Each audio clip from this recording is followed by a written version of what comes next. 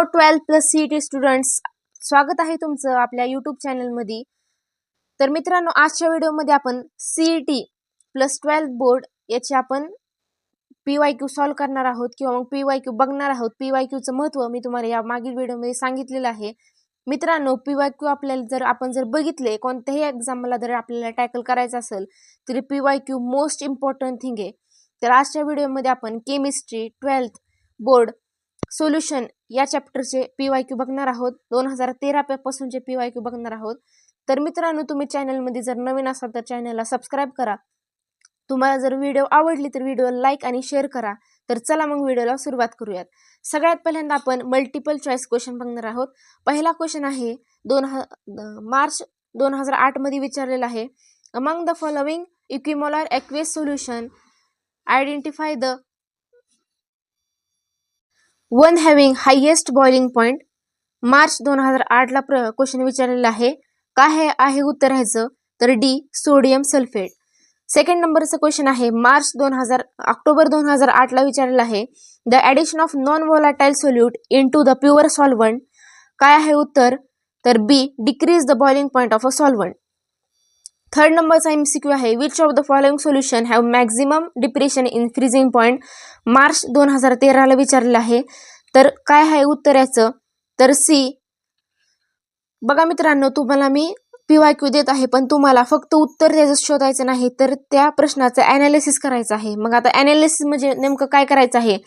तर तो प्रश्न कोणत्या टॉपिकवर विचारलेला आहे, किती वेळा विचारलेला आहे, आणि तो टॉपिक त्या टॉपिकमध्ये कसं डिस्ट्रीब्युशन केलं आहे, काय डिफरन्स बिटवीन आहेत ते तुम्हाला लक्षात घ्यायचं आहे।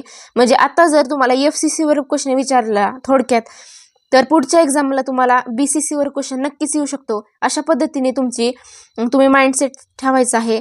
फक्त तुम्हाला आन्सर बघायचं नाही, तर त्याचे ऑप्शन्स आणि त्या टॉपिकचे तुम्हाला डिटेल ॲनालिसिस करायचं आहे। नंतरचा क्वेश्चन आहे ऑक्टोबर 2013 ला विचारला आहे। The temperature at which vapour pressure of a liquid becomes equal to the atmospheric pressure. काय आहे उत्तर या प्रश्नाचं? तर बी, बॉइलिंग पॉइंट। 5 नंबरचा प्रश्न आहे, which of the following is not a colligative property. Colligative प्रॉपर्टीवर प्रश्न आलेला आहे मार्च 2014 मध्ये।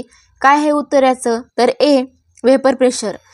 नंतर परत मित्रांनो 2015 मध्ये तुम्हाला प्रश्न आहे, colligative property depends only on in a solution. कशावर डिपेंड आहे कॉलिगेटिव्ह प्रॉपर्टी? तर A, number of solute particle. नंतरचा जो प्रश्न आहे तो म्हणजे the substance X when dissolve in solvent water give molar mass corresponding to the molecular formula the van't of.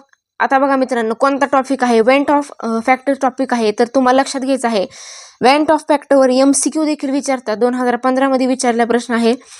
काय उत्तर आहे याचं? तर बी, 0.33। 8 नंबरचा क्वेश्चन आहे, the determination of the molar mass from elevation the boiling point is called as. काय म्हणतात? तर सी। ऑप्शन दिसत नसेल, मी सांगते तुम्हाला, एबिलोस्कोपी।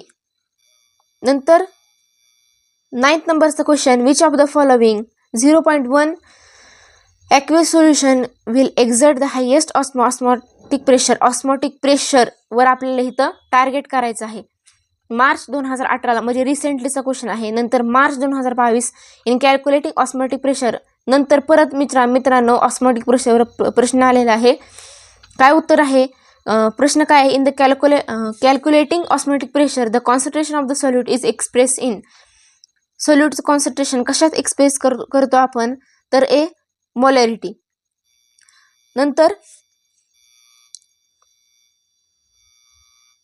नंतर आपण बघूयात थेरी क्वेश्चन्स।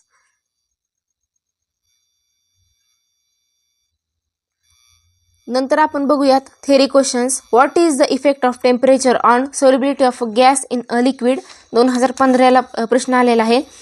हेनरी लॉ खूप महत्त्वाचा लॉ आहे मित्रांनो। हेनरी लॉवर वारंवार प्रश्न येत असतो। 2013 ला पण आलेला आहे, 2017 ला पण आलेला आहे तुम्हाला हेनरी लॉ। आणि how does solubility of gas in water varies with the temperature. एका ह्याच्यात 2 प्रश्न विचारले आहेत। State Henry law. बघा मित्रांनो, 13, 17, 16 आणि परत 18 ला पण हेनरी लॉवर प्रश्न आलेला आहे। कॉलिगेटिव्ह प्रॉपर्टीवर प्रश्न आलेला आहे। डिफाईन कॉलिगेटिव्ह प्रॉपर्टी 2008 ला आलेला आहे प्रश्न। Derive the relationship between relative lowering of vapour pressure and molar mass of non volatile solute 13-17ला प्रश्न आलेला आहे. नंतर बॉइलिंग पॉईंट इलिव्हेशनवर 2014ला प्रश्न आलेला आहे.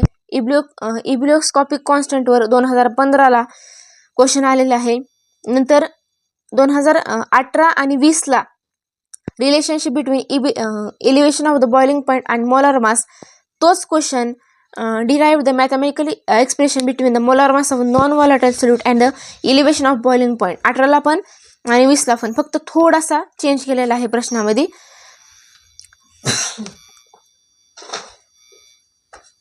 नंतर depression in boiling point.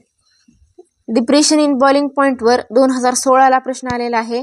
Boiling point तुम्हाला व्यवस्थित करून जायचं आहे. फ्रीजिंग पॉईंटवर 2016-18 क्वेश्चन आलेला आहे. क्रायोस्कोपिक कॉन्स्टंट डेफिनेशन विचारलेलं आहे 14-18 मध्ये.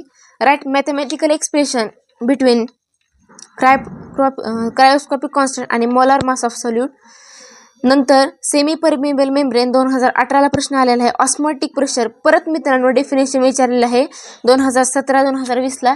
Define the following terms. Following terms तुम्हाला डिफाईन करायला विचारलं आहे. 13, 2009, 2019, 2022, 2019. बघा कितींदा प्रश्न विचारलेला आहे. डेफिनेशन विचारलेलं आहेत आयसोटोनिक, हायपरटोनिक आणि हायपोटोनिकवर. ऑस्मोसिस किंवा मग ऑस्मोटिक प्रेशर खूप महत्त्वाचे आहेत मित्रांनो. डिफाईन ऑस्मोसिस डेफिनेशन विचारलेले आहे 13, 22, 16, 19ला. Derive expression to calculate molar mass of non volatile solute by osmotic pressure measurement. Osmotic प्रेशरवर तुम्हाला त्याचं डेरिव्हेशन विचारलेलं आहे. वेंट ऑफ परत मित्रांनो 2014 वेंट ऑफ रिलेटेड प्रश्न आलेला आहे. आता आपण बघूयात न्यूमेरिकल. आपल्याला माहिती आहे सोल्युबिलिटीवर न्यूमेरिकल येतं, तर 2020 मध्ये सोल्युबिलिटीवर न्यूमेरिकल आलेले.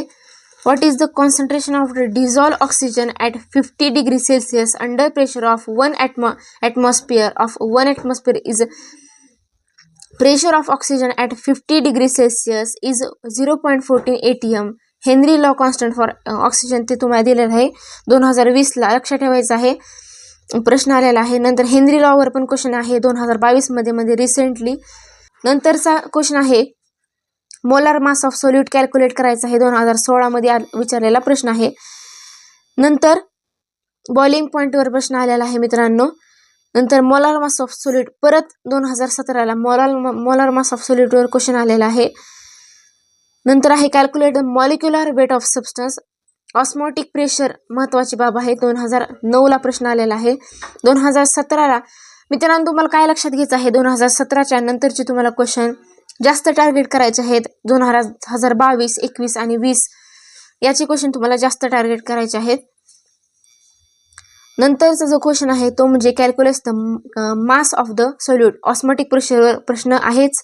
नंतरचा जो क्वेश्चन आहे तो म्हणजे वेंट ऑफ फॅक्टर. बघा मित्रांनो काय तुम्हाला काय आढळलं येतं तर ऑस्मोटिक प्रेशरवर आणि वेंट ऑफ फॅक्टरवर जास्त प्रश्न विचारलेले आहेत. तर तुम्हाला थेरी ॲज वेल ॲज न्यूमेरिकल्स व्यवस्थित करून जायचे आहे. तुम्हाला जर टॉपर काढायचं असेल 90+ मार्क्स मिळवायचे असतील बोर्ड पेपरमध्ये, तर तुम्हाला केमिस्ट्री सारख्या विषयाची चांगल्या पद्धतीने तयारी करायची आहे. न्यूमेरिकल आणि थेरी व्यवस्थित करून जायचे आहे मित्रांनो. 3 तासाचा पेपर असतो. व्यवस्थित तुम्हाला ते 3 तास युटिलाइज करायचे आहेत. यापुढील आपल्याला चॅप्टरचे PYQ लवकरच येतील. तर तुम्हाला best of luck for exam. Thank you.